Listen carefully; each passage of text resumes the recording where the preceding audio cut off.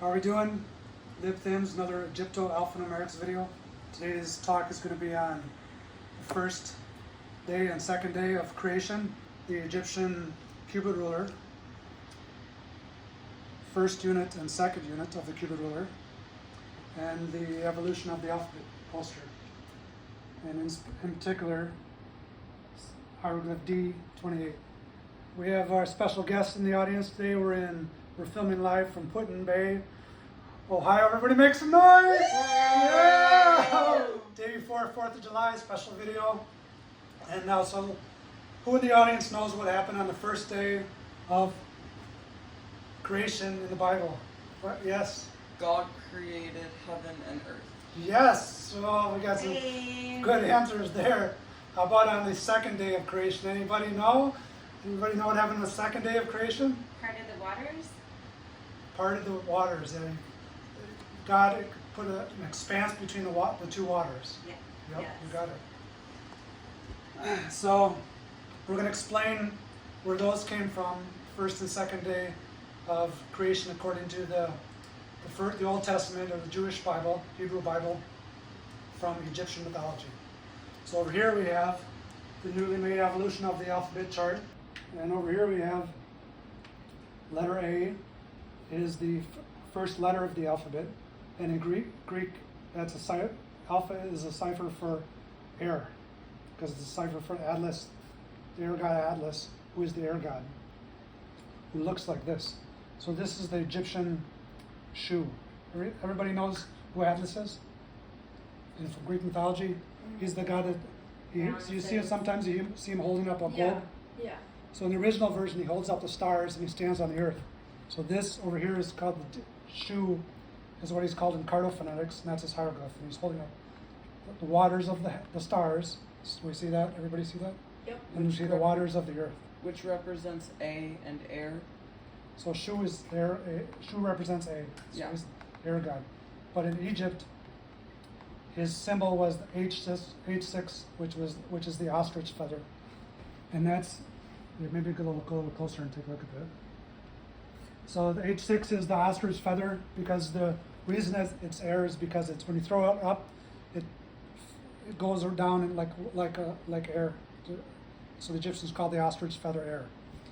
So does anybody know where on the Cubit ruler the ostrich feather is found? What unit number? 2. 2. 2, okay, we're agreement. So let's take a look here. So here we see the ostrich feather. Where's the other Cubit ruler? The small one. So you can't really see it on this one. This is the Amenemop Cubit ruler. Here we see the ostrich feather, second Cubit unit. So this became letter A in the Phoenician alphabet, but in the Egyptian Cubit ruler is the second Cubit unit, and the first unit is a circle dot. So this supposedly represents the first island that arose out of the water. The dot is the island, and the water is the ocean. Everybody see that?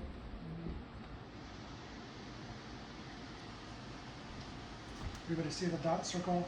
Yeah. And the dot?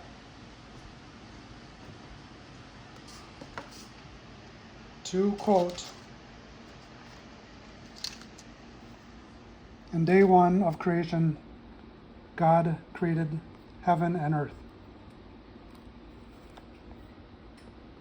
So over here we see heaven is on top. This is letter B. Okay. And on the bottom is earth. So day one, heaven and earth are created. And that became a letter B. And this is Bet, as her name is in cartophonetics, or Beta in Greek. And this is the C199 hieroglyph. Everyone see how our arms are bent over here? Mm-hmm. Yeah. So her arms bent over, and the delta is her pubic hair region, and that's where the sun is born in the morning. So the delta becomes letter D in Greek, and her arms hanging over here become the Phoenician B. So that's her legs, that's her breast, and those are her two arms. So that becomes heavens becomes letter B. And the letter G is Jeb. He's the earth god, and he's shown here with a 70 degree or 90 degree erection, this becomes the Phoenician G right here, and that's his back, and that's his erection, and then the Greeks changed it to a 90-degree G. And so now we have the first 4 letters of creation. This became in the Hebrew Bible, this is 5700 A, and or negative 3,745. So the Hebrew Bible was written in 2200 A, or negative 245, or 2245 BC. So here we have a change of about 3,500 years before going from Hebrew Egyptian letters to the Hebrew first 2 days of Genesis. Here we see Genesis 1.6. And God said, let there be an expanse in the midst of the waters, and let it divide the waters from the water. So this is the air God Shu separated earth from the waters of the earth from the waters of the heaven. So this became Genesis 2. Everybody see that?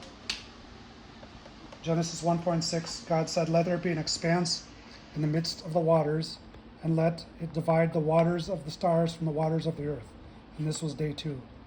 And this is the second. So it started out, the Bible started out from the Cubit ruler and became Genesis 1.6. And then on day 1, we see, in the beginning, God created heaven and earth. So here's earth. The goose is the animal of the earth god, G38. Normally, when you look in hieroglyphs, you see how there's a goose on top of his head there. That's Jeb, the earth god. See the goose? Yep. And he also has a foot next to him. So the foot is the measure of where the word geometry comes from. And how many cubit units measure 1 foot? Anybody remember? 28. Oh, you got. Here's the cubit. See, here, take a look down here, Ira. 16, How many cubit? 16, 16, 14. 16. Oh, we got a ding, ding, ding, ding, ding, ding. 14 is wrong answer, but 16 is the right answer. So 16 cubit units equals 1 foot, and that's where this is where the word geometry comes from. See where 16 digits? 1 foot. And so he has a goose on his head. So in the beginning, God created. The God in Hebrew is called El Elohim, is one of the names of the God. And then heaven is the N1 hieroglyph. This is the expanse of the waters on top. I have a question. Right here, yeah. Question? What if what if others, B is not big enough and it's not 16 digits? It was standardized, so it's 16 fingers. And then It's the only thing that was varied with the cubit rulers was the first 23 digits this is called the regular cubit. But then the pharaoh's palm, sometimes certain pharaohs had bigger arms, so they would make adjusted a little bit. But that was the only Generally. variation. Okay. And then that's it for the lecture for the first and second units of Genesis and the 7 days of creation. Anybody have questions? Why is the goose represented as earth? There's not really an answer for that, but Right. the only thing I've been able to think of is that the goose shits a lot, and the earth it shits out something like the shit is representative of the earth or land or something like that. So some animals have some letters have animals that we know. For example, letter S, the word sound comes from the hiss of a snake, and letter S is based on the shape of the snake. So that's something we can figure out. But letter G, I don't know, that's not completely solved. But the word G, letter G, comes from the goose. So the Egyptians, It's just known. phonetically, we know that they called it G, or something like that animal. But that's where we get letter G. I have a question. Uh huh. Do you know who did all of this? Did what? Like the whole entire chart and make doing all that? Well, I made the chart. But the oldest alphabet letters are this is the oldest. These are called abecedaria. Abecedaria means when alphabet letters written in order. So this is the Phoenician alphabet. 22 digits or letter numbers, and it's 22 because 22 divided by 7 equals pi. Does anybody know what pi is? 3.14159.265.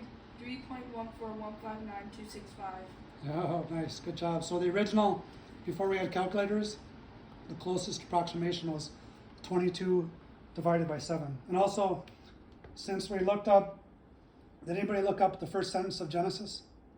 How many letters are in it? No.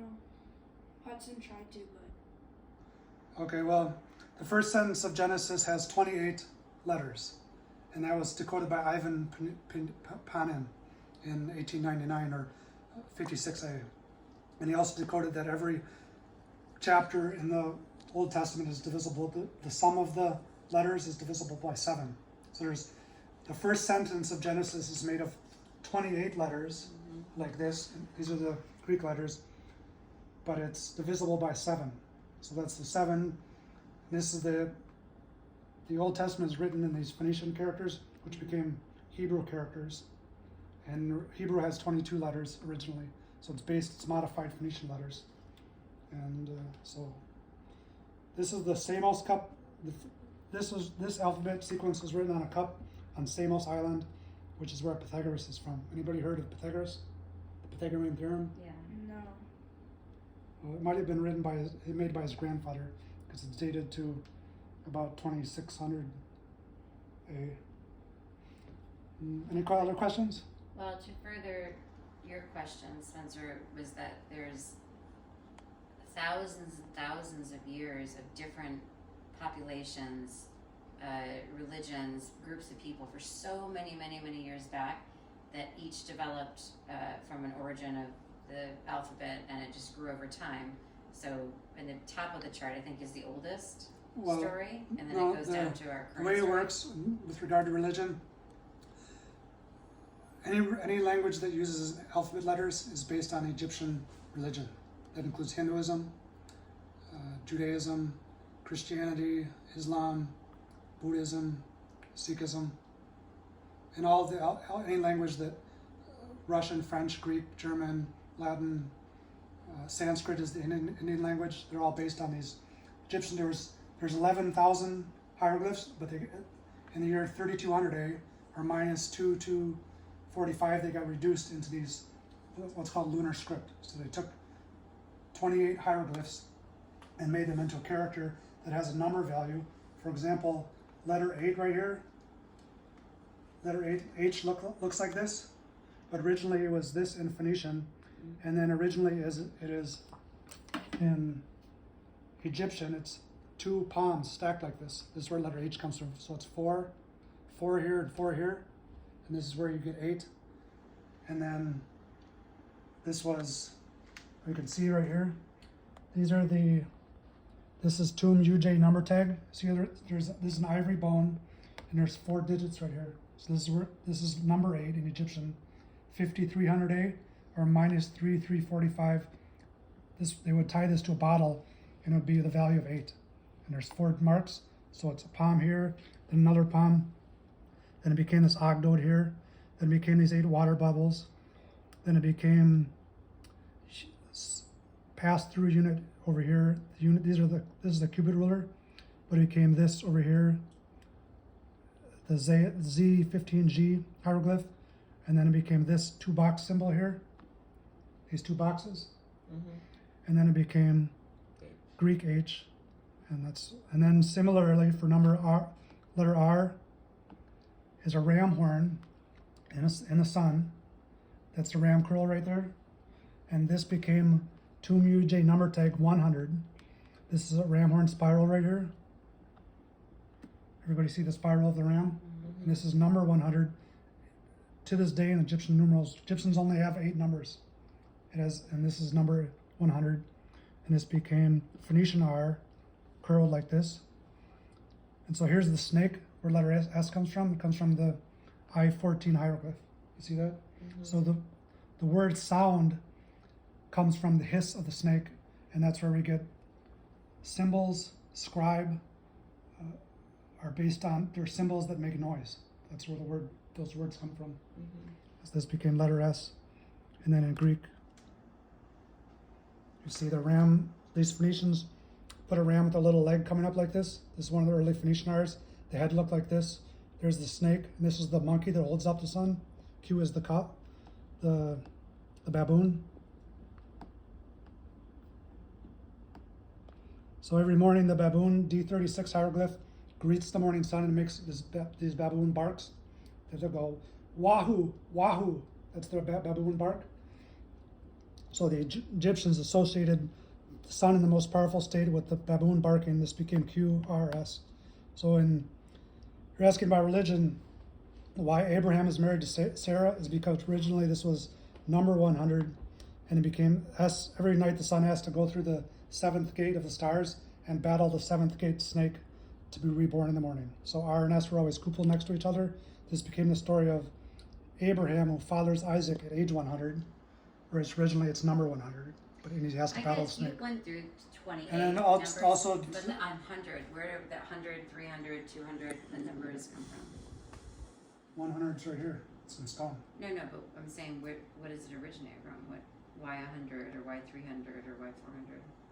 Well, 100 represents the most powerful, the sun and the most powerful, the hottest day of the year, August, the hottest day in Egypt. The sun is the most powerful state. So the sun gets colder towards January. January 8th is the coldest day of the year, and that's about 1,000, the end of the Cubit ruler. So over here, here's all the numbers. So R is 100, sun in the most powerful state. But the two original numbers were 100, and then H is 8. So these are still Egyptian numerals 8. But the numbers that are most significant are 1, 10. The 10 is the cow yoke. But is it 100 days? No, it's just a value 100. But it became associated with a ram in the sun, and it's like a $100 bill. It has a lot of power, right? You can do a lot of things with $100. So it's the same way 5,200 years ago, this token was like a $100 bill, something like that. But anyways, this is the 10, this cow yoke, the cow with the yoke over its head. This is symbol number 10 in Egyptian numerals.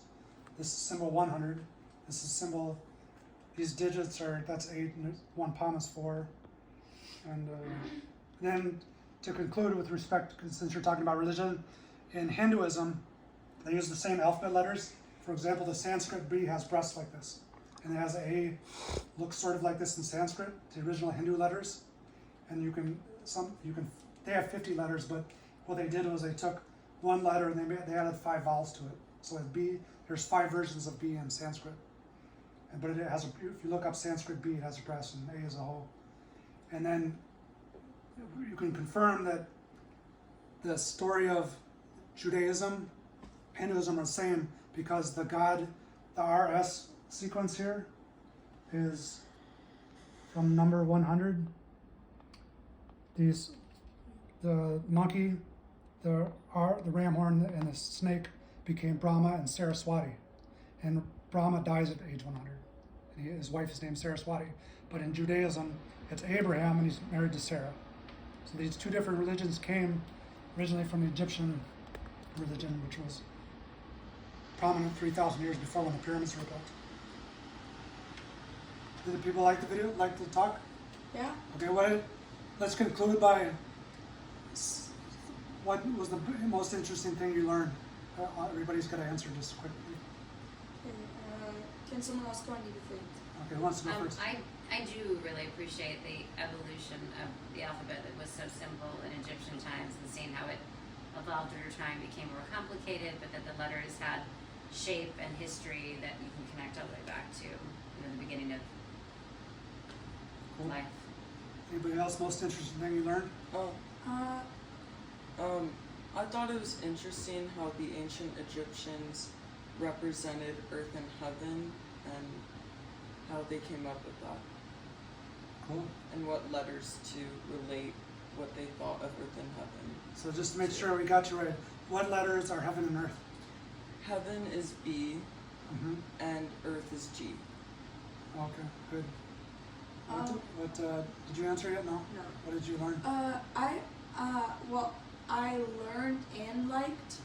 What I liked is that every single one of like the like alphabet, like every single one of the numbers, Mm-hmm.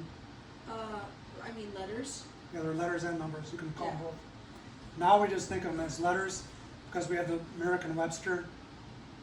One thing I'll show you that's interesting with that. So this is the American. This is our alphabet we use in America right now. And it was Noah Webster, the guy who wrote the dictionary. He made the English had people in England had a 24 letter alphabet. He expanded, I think, one or two letters over here. And one thing that's interesting is originally this letter Z was this Set animal. He's a god of the red desert sand. So he's symbolic of not having black fertile soil to grow your crops, sort of like starvation. So that's where the devil came from, Satan. So originally he was the seventh letter, but at some point he got shifted to the end of the alphabet because people don't like evil letters or whatever. So what I liked is that I liked how like the pictures matched, like they all were like the same as the numbers and letters. Which picture? Which letter in Like particular? every single one, like Want to use the kind of. pointer? So kind of like number 20.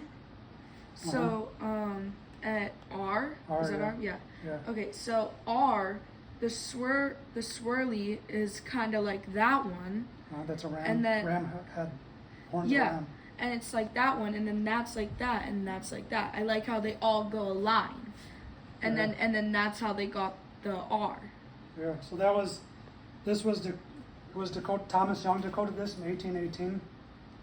He wrote, if you look up the last person to know everything, his name will appear first. He was a physician, but he was the first person to decode that this was Egyptian number 100. But I was the first to decode that this is where letter R comes from, about 2 years ago now, I think.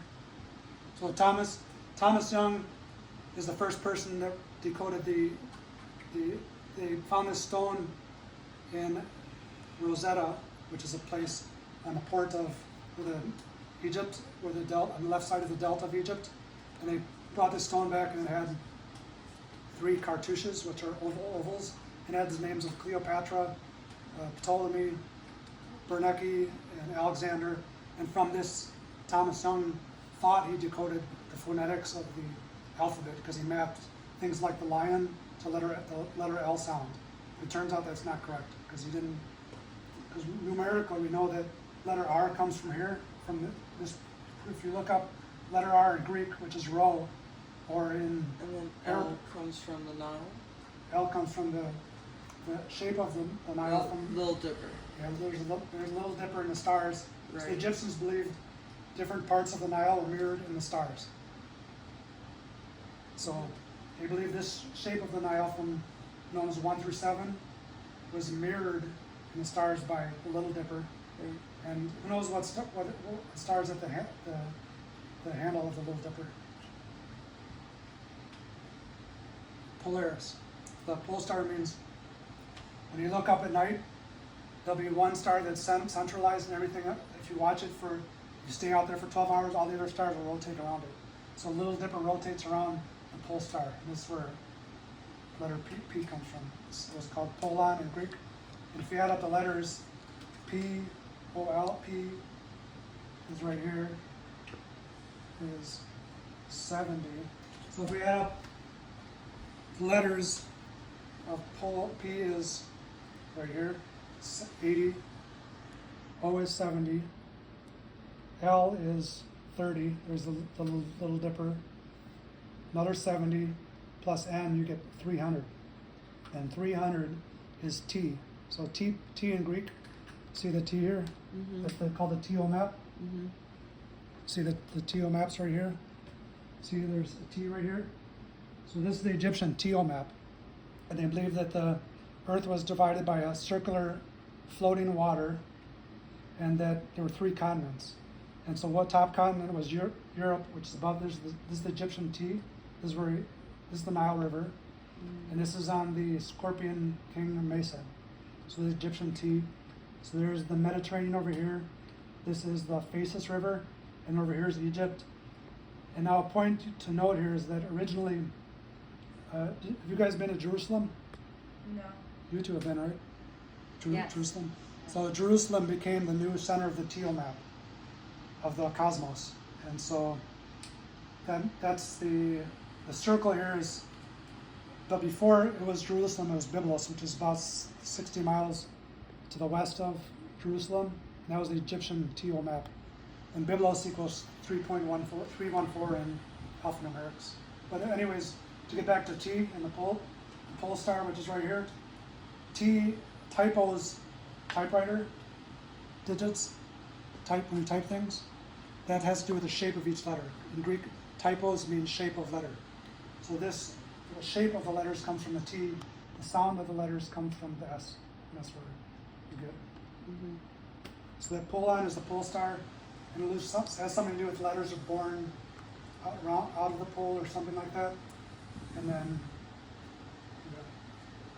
what about cameraman? Did we learn what? No, cameraman has a laryngitis today.